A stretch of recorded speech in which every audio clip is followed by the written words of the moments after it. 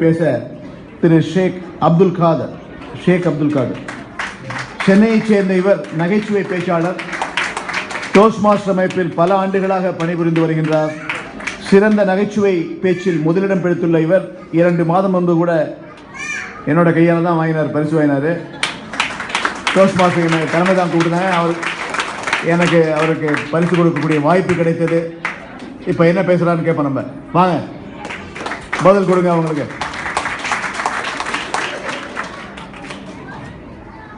நடுவரையா, கோகாவில் நீங்கள் தமிழர்களுக்கு பெருமை சேர்த்ததற்கு நாங்கள் உங்களுக்கு கடமைப்பட்டிருக்கிறோம்.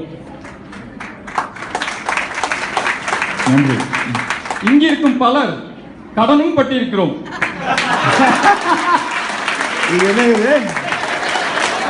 உங்க இதுவரை சாலமன் பாப்பையா பட்டிமன்றம் மட்டும்தான் பிரபலம். இனிமேல் இருந்து நடுவர் சீதாராமன் ஐயா பட்டிமன்றமும் பிரபலம் ஆயிரும். பேங்க் வேலை விட்டுலாங்க. நீங்க நல்ல தொழிலா இருக்குது.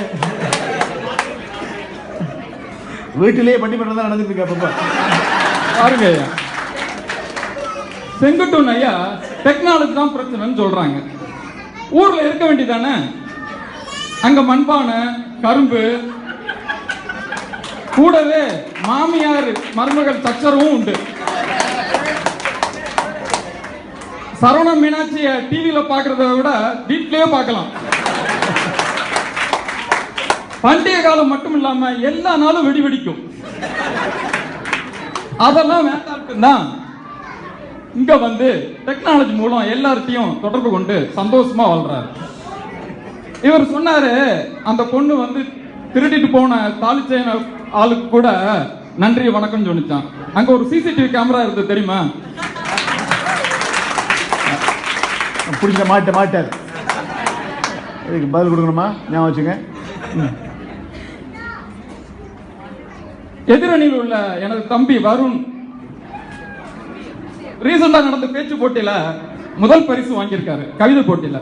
அந்த கவிதை போட்டியே இணையதளம் மூலம் நடத்தப்பட்டது.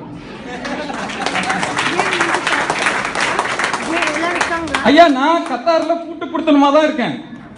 நான் மனைவி, 2 குழந்தைகள், அதுக்கப்புறம் லேப்டாப்பு, ஐபேடு, ஐபோனு, டிடிஹெச் சகிதமா தான் வாழ்ந்துட்டு இருக்கேன் ஐயா.